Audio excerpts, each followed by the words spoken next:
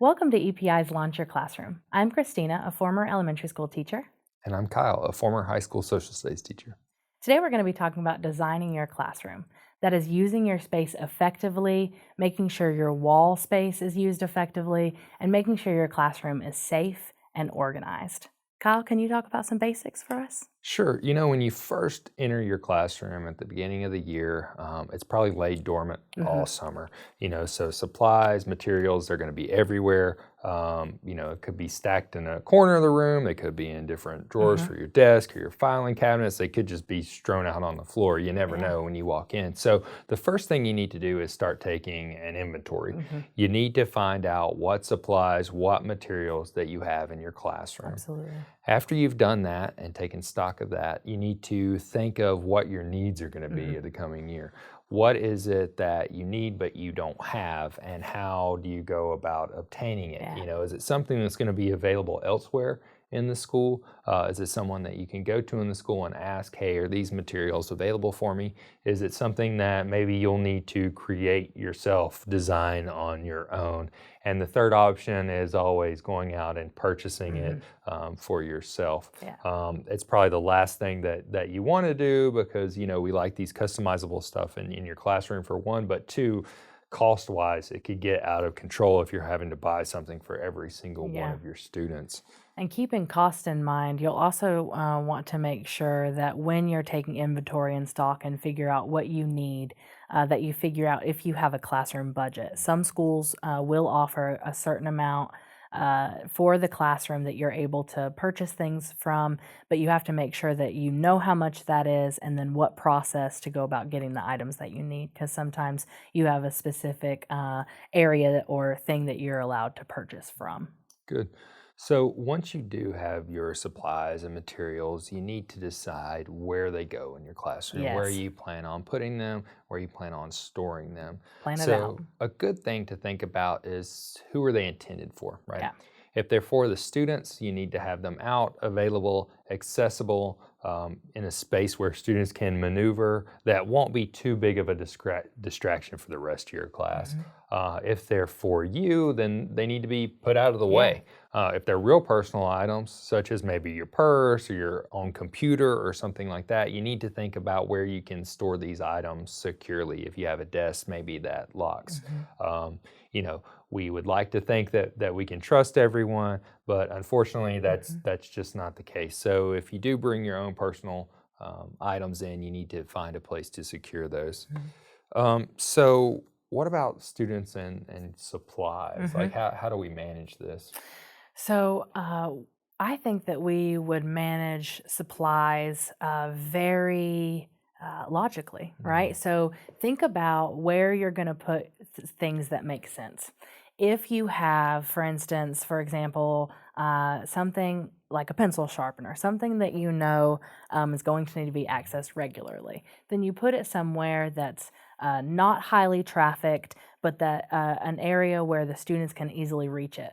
It needs to be on a cabinet that students are able to get to without standing on a chair or without standing on the cabinet or making any kind of unsafe situation created or happen there. So you want to make sure that you're, organizing your room that will cause the best flow of learning and the least amount of disruption.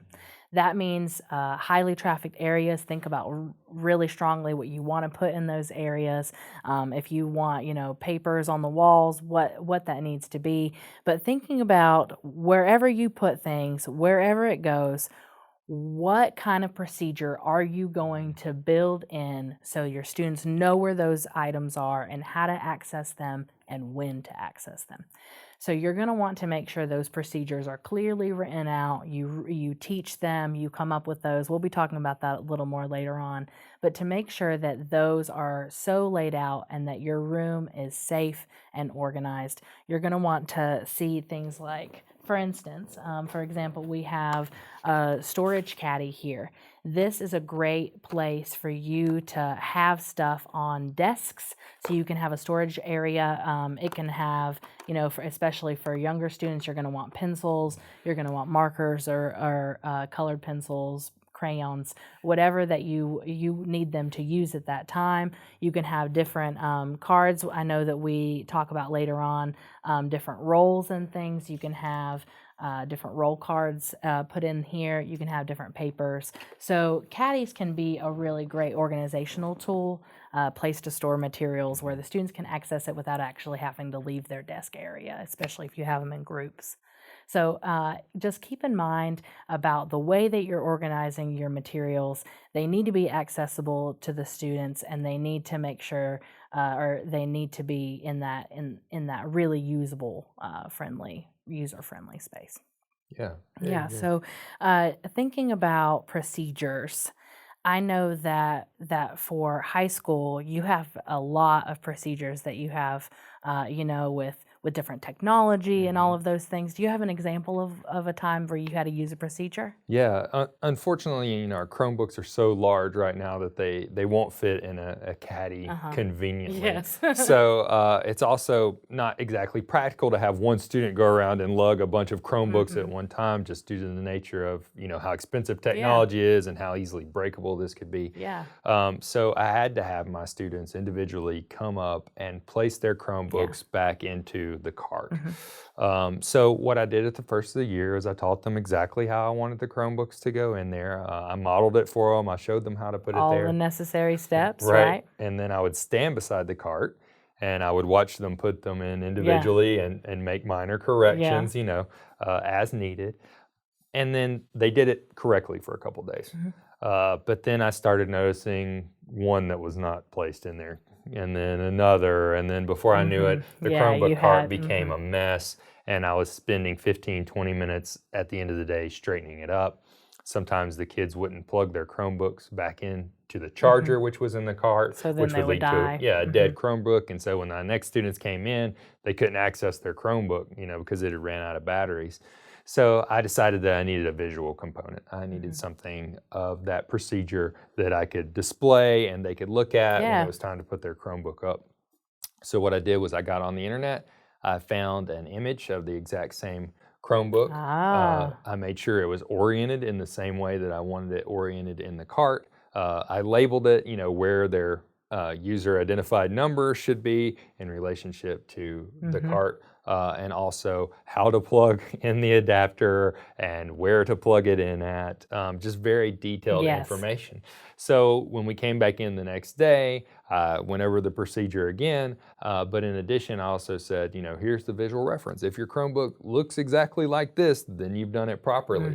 And so we went through it a couple more days of practicing, and you know what? It solved the problem for me. Great. And after a while, they didn't even have to look at the chart. They just got used to putting it in a certain way every single time. Yeah, that's what procedures are supposed to do, right? So procedures are supposed to be there so your student or your students are able to do those things independently without you having to tell each one of them exactly what they're doing, right? So as long as they're clear, and it sounded like you had an already clear procedure that you found to be clear. It sounded like it checked off all those boxes, but when it wasn't working and when you found that you had to take excessive amount of time repeatedly every day, he realized that he needed to change that procedure and needed to step it up a little, maybe add a visual. And so I really want you all to take from this that visual component. It's very important that if you have a procedure and you feel like it's clear, but it's not being followed, that there is a break in that somewhere. Either you need to teach it more clearly, you just need to have it better rehearsed, or you need to add in, like Kyle did, that visual component or an extra additional steps for your students to be able to really see. Because it sounded like even though it took you a little bit of time to do that extra, go that extra step and a little bit of time to reteach it, that it ended up saving you 15 to 20 minutes every day. That is a huge time saver. Absolutely, and that's it. If you see a procedure isn't followed, put in a visual component. Exactly. It'll save you a lot of time. So, we talk a lot about that, decorating our walls, what our space looks like. What happens when you have a teacher who may not have that decorative space? So I know that you brought up a cart, right? So there are things that you can do for a cart. And when you have no classroom, you generally have a floating teacher. And so floating teachers, what happens sometimes with certain academics or with some ESL teachers, art teachers, and music teachers, if they have the entire population or a large population of the school that they then interact with, sometimes there's not enough classrooms. And so they're like, the thought process behind that is considering they have all of these different classes anyway, have them go into those different classes.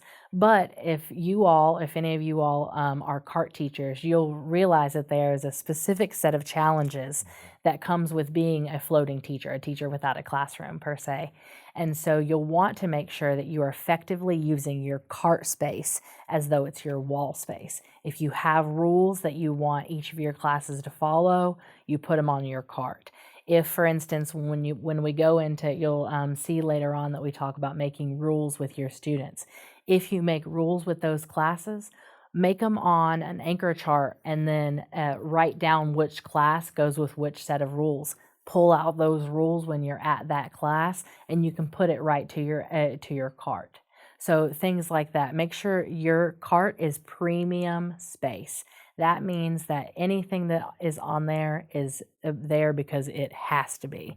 And it is organized. Make sure you keep that area as organized as can be. And then also recognize that you can use your cart, if you use it creatively, can not only engage the students to, oh my gosh, Miss or Mrs. Mr. So-and-so is coming down the hall, I see their cart, right? So you can use those carts in an engaging way and also use them as effective wall space. Yeah, absolutely. Just because you're in a cart doesn't mean, that you can't have these displays, that Exactly. you can't have these charts, that your rules. It's good too to talk to the teachers whose classrooms you're going into. Absolutely. They may be willing to give you a little bit of space in their room, like, hey, this part of the wall I'm not using, you can use this space. Absolutely, yeah. So, just creating those relationships. We have a wonderful post on the EPI forum Absolutely. about floating teachers and Yes. some different strategies and techniques for them, which can be pretty unique. Yeah. If you're a floating teacher, be sure to check out that post because it will offer a lot of additional information. Yeah, good. So if you are a traditional teacher, Yeah, if if you have the do whole have room. that wall space, What do you do? yeah. So you need to teach with it. You need to engage with it. You need to show learning in process, right? So what are some things? What are the bare minimums that we should have on our walls? We need to have our rules. They need to be displayed at the front, big enough for everyone to see. You need to have the date, just showing that you are keeping current with what's going on. You should have your activities for the day listed into your general schedule of the flow of class. That'll save you time when students say, What's Mr. happening Pope, what's next?" going on today? Well, it's right there on the board, and then you save yourself that conversation day in and day out. You need to have your objectives up on the board. What are students expected to be learning? Sometimes these translate into essential questions or I can statements, but they need to know what they are going to learn and what they should have learned by the time class is over. Display student work. Students can become very proud of what they've done. So when you put this up, you're investing in the student. Oftentimes you'll see them walk up and be like, oh, look what this kid did, or hey, look what I did. They like to show off. It's another engagement piece. It's another way to easily build rapport with the students. And show what success looks like on your wall. What constitutes that passing? Those marking off those essential questions or marking off that content. You're good examples. Exactly. It's students modeling their work for other students in a way. Put up anchor charts. Oh, huge deal. To help students anchor that knowledge. You want to review, but this is an instant review that'll be on your wall, how a process goes, for example, something that they can easily use as a reference to, help catch them up, to help anchor that knowledge. When a stranger comes into your room, or maybe an observer or the principal, or, if you see Kristina and I come into your room from EPI representatives, we should be able to look at your walls and know exactly what you're teaching and what's going on in the classroom Yeah, at that the time. time. Yeah. And for administrators who are extremely busy, sometimes this quick glimpse is all that they're going to get at the first of the year. So if they come into the room and they see these things that we've been discussing, they're going to say, this teacher Is is organized. It's got organized, the plan. right, and they're moving the lesson along. They're at a good pace. I don't need to worry about them for a little while, right? So it's good on many levels, not only for you, but for your students and for the administration and anyone who would be observing to have your walls up to date, current, Absolutely. which means that they also need to be changed from time to time. You don't want to start off with simple addition at the first of the year and then walk in there at the end of the year and I still see 2 + 2 = 4, Yes, right? exactly. It needs to be an evolution. And that goes along, I like that you brought that up because that goes along with which are very, I think, supposed to be encouraging are things like encouraging posters and cute things that you can purchase, at education stores and bookstores. And although those are very cute and sometimes, colorful and engaging, you can also think about how to engage people with meaningful posters. So we encourage you to limit the amount of posters that you purchase that are already pre-created or anchor charts that are already pre-made, and really strongly encourage and suggest that you make those with your students, which we'll talk about in a future session. But thinking about those pre-made posters, those will not give you the ability to really evolve your class, as Kyle mentioned. So you're going to want to make sure that the quality that is on your walls is really high, that has high quality information. Yeah, great. So let's come down off the walls and get into the desks. Great. So thinking about arranging your desks, I want you to first look at some of the samples that we have here. And as you see, you have different desk arrangements that you have the ability to, instill and create in your classroom. When you get into your class, as Kyle mentioned, the desks might be, and they might be already out, but they also might be stacked. Either way, whether the desks are stacked, whether the desks are already in rows, think about how you want to arrange your class for the first day of school and plan for that. We suggest that you make that plan and that you create a seating chart before your students arrive. So you'll want to go ahead and try to, get to know them. You'll likely have pictures of them before you ever meet them. That's generally something that you have. If you don't have pictures of them, that's okay. You can even look in previous yearbooks and things. Oftentimes, media centers and libraries will have previous yearbooks. But if you don't have the time or the ability to do that, just make a seating chart as best you can, and then you can always change it. But know that your desk arrangement is very important. Now, I know that most of the time, older students, upper grades, will put the rows, put their desks in rows at first. And this is to be able to easily learn their names, get a feel for their class before putting them in groups. As an elementary school educator, I would generally put the desks in groups, even starting off, and then move those groups as necessary. So think about, the collaboration piece of your desk arrangement. You need to have a way for the students, even if they're in rows, to have a way for the students to then either easily move or, change seats to collaborate and work together.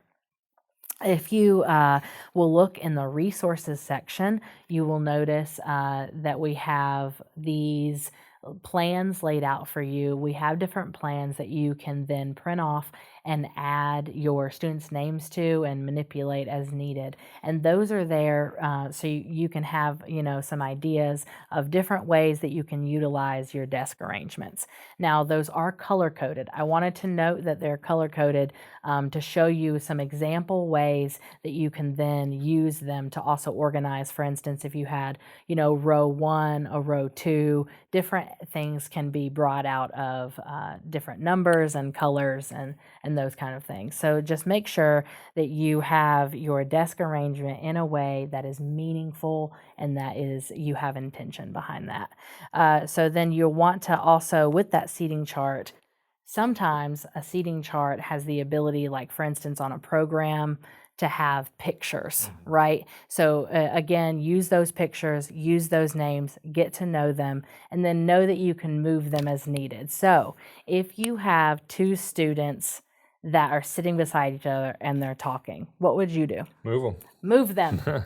You want to move them. So move the students. If you have a group of students and they're talking, always know that you are the facilitator of your room. You are the person that is responsible for them learning, and they are responsible for their own learning. So you need to help them get there, right? And and we always also recommend to always make a seating chart.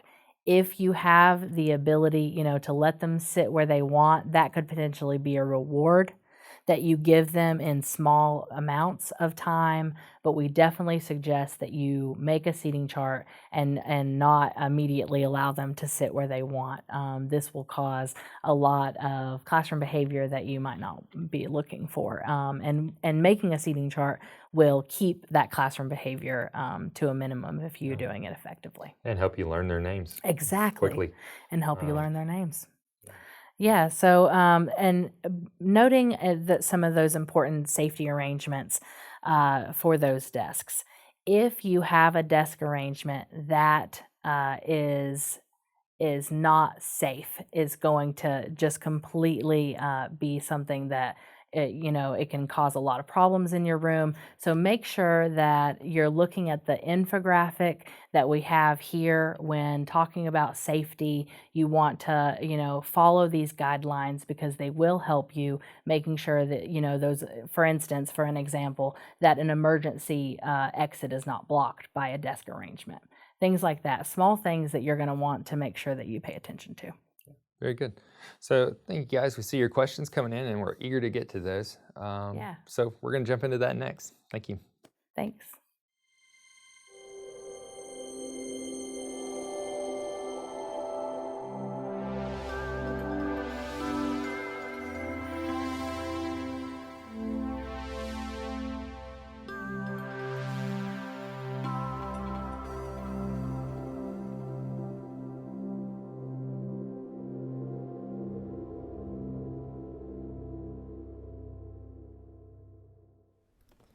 Hello again, everyone. Thanks for watching and for these great questions. We will answer as many as we can today, and any questions we don't have time for, we'll have an EPI support team member contact you directly for an answer.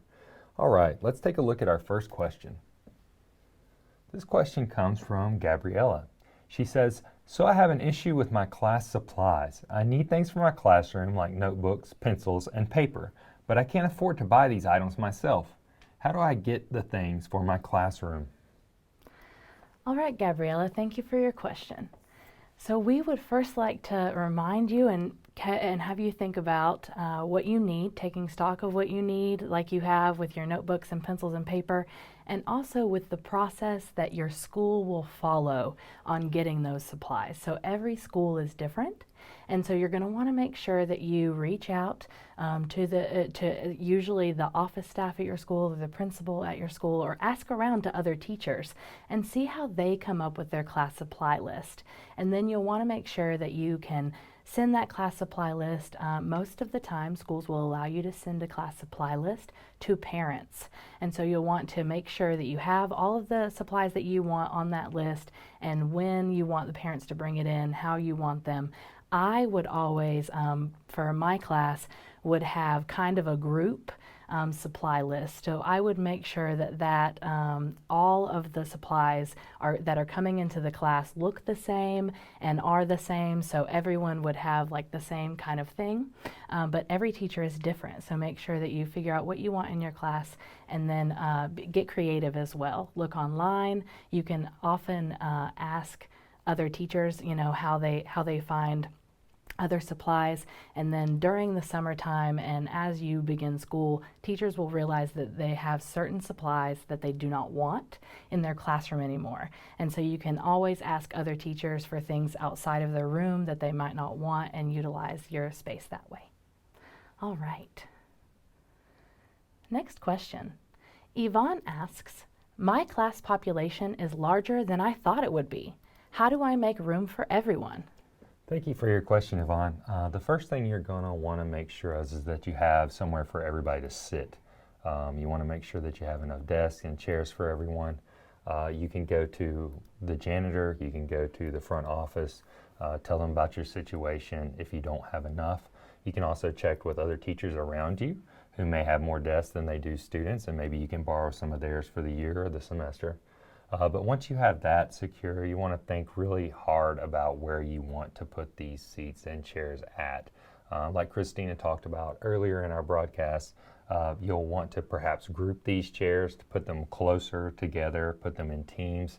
That will kind of minimize the space that the desks take up in the room, so you'll have more room for them to flow and move around when that's necessary. So they aren't going to give you too many students that won't fit in your classroom, okay? That's not going to happen, so don't be too concerned about that. Just be concerned about making sure that they all have a place to sit and that you really take into consideration the flow of your room when you're placing your desk. Thank you. The next question coming in is from John Mark. He says, I teach in small groups and use a lot of math manipulatives. How do I keep materials ordered? All right, Jean-Marc, thank you for your question. So I also taught math when I was in teaching in 4th grade, and I would often use little small things to put my manipulatives in and then label those manipulatives. So the most important thing is to keep them organized and then figure out the main things that you use those particular manipulatives for. For instance, if you're using cubes and you use them for certain times of the year, then potentially you could put, you use these math blocks or these math cubes and what certain lessons or what certain strategies or curriculum points that you usually use those for. You can also make sure to keep your you want to make sure to keep your cabinets labeled as well, because your cabinets will be, usually closed, and you want to make sure that you can know what's in those cabinets before even having to open them. All right. Another thing that you can think about with small group materials and manipulatives is making sure that you have exactly how many that you need for that section already divvied out and grouped out. So a lot of times if you organize your manipulatives prior to using them, or you organize them when they come in, you'll be able to keep them a little more organized and ordered. All right. Our next question comes from May. May says, I went into my classroom and it is completely bare. Where do I start? Thank you, May. So I know it can be intimidating sometimes walking into a bare classroom, and you probably have like a million ideas of what you want to happen, and you know it messes with you and you're not sure which direction to take from there. So take a deep breath, sit down, grab a piece of paper, grab something to write with, and create yourself a list of what you want to do, what you want to happen in that classroom, how you want your desks arranged, what you want on the walls, etc. Once you have made that list, take an item on it and start working on it, okay? And that will be kind of your task list to complete as you go through. So I think you know where to start once you have that list in place. So May, thank you very much for your question. All right, the next question comes in from Miroslav. It says, I'm starting next week. How do I arrange desks on the first day? All right, Miroslav, thank you for your question.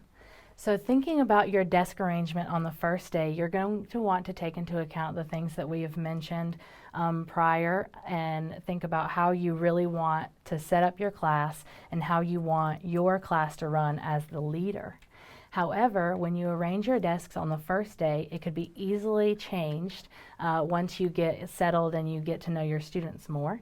Some people on the very first day, especially when they're in older grades, like to put their desks into rows, single file. And then younger students, when I taught fourth grade, I would go ahead and group them by small desk arrangements, and then change those groupings very frequently and as needed. And then as far as very young students, for instance, if you are to be teaching like kindergarten or first grade, sometimes they actually start out on the floor. So they'll have a rug or a center area where they begin class on the floor and then go to their respective desks or arrangements. All right. Our next question is from Sandra. Are we allowed to hang things from the ceiling, like a clothesline across the room to hang their work or posters? Thank you for your question, Sandra. The first thing you'll want to do is check with your administration to make sure it's allowed to hang things. If it is, then go ahead and proceed. Just a couple things to keep in mind. If at all possible, you want to hang things where they're not directly above student heads, so probably closer to your walls in the ceiling where no one is sitting. You also want to be mindful in what exactly that you are hanging up. You mentioned student work. That's a good idea. Just make sure you know that it's on paper, maybe not thicker poster paper or something like that that's going to weigh down on the ceiling. And if it did accidentally fall and hit someone, that it wouldn't actually hurt them. So these are just some things to keep in mind. But once again, be sure to ask your administration first before you hang anything from your ceiling. Thank you so much. Our next question comes from Cheryl. She says, what is the difference between the Smart Board and the Promethean board? All right, Cheryl, thank you for your question. So a Smart Board and a Promethean board are both interactive whiteboards. And although they are different, the main thing that you want to think about is figuring out which one, if either, that you have in your classroom, and then figure out how to go about getting the necessary resources for that Smart Board or that Promethean board, or if you have a third, type of brand of interactive whiteboard, and make sure that you're using that interactive whiteboard as a piece of your technology in your class, and really, delving into that. If you have one, I really strongly encourage you to make sure that interactive whiteboard is being very used and with the students as well as with yourself, and not just being used as a smart board that you can write on. And but the main part about the differences is when thinking about which one is in your classroom, you're going to want to talk to someone, usually a media person, a media specialist, maybe the librarian in your school, and make sure that you understand how to use that whiteboard and if there are any kind of resources to be able to use it better. All right, thank you. All right, we have Jamila. It looks like she's adding a comment here, but I think we can help you out a little bit, Jamila. Great. She says, some people may find that they have floaters who share their room, or they may be floaters themselves. So it might be a bit challenging to arrange the desk for how one wants. Do you have any advice for her, Kristina? Yes, Jamila, thank you for your comment. So I also agree with you. We do speak about floaters and people that don't have necessarily a set room. And so you're going to want to talk to the person that the room is generally residing, the teacher that resides in that room, and see if there's a way to potentially not necessarily arrange the desks, but maybe arrange the students then in a better way or compromise for that. So if you were wanting to arrange your students in a different way than how the teacher originally set that up, then I really encourage you to speak to that teacher, or speak to your teacher that you share a co-room with, and come to an understanding about what the students should be sitting and where they should be sitting at that time. If you have any more questions about that, though, or any more floater strategies that you would like, please reach out to your support specialist, and we'll be more than happy to help you. Yeah, and you can also, set up a procedure in place, Jamila. Exactly. To where, if you do have your students move the desks, that they move them back to where they originally came from. So just keep that in mind. All right, everyone, that's the questions we have time for today. If we didn't get to your question live on air, we'll have an EPI support team member reach out to you as soon as possible. Please join us back here next week, August the 24th at 4 p.m. Eastern, for the next episode of Launch Your Classroom. We'll be discussing how to establish relationships with your students, as well as building trust and rapport. To get the most out of next week's episode, EPI program members should read Chapter 3 in their Launch Your Classroom handbook. Remember to stay up to date on all the professional development opportunities that EPI offers. Please enter your email address in the fields below. We'll see you next time.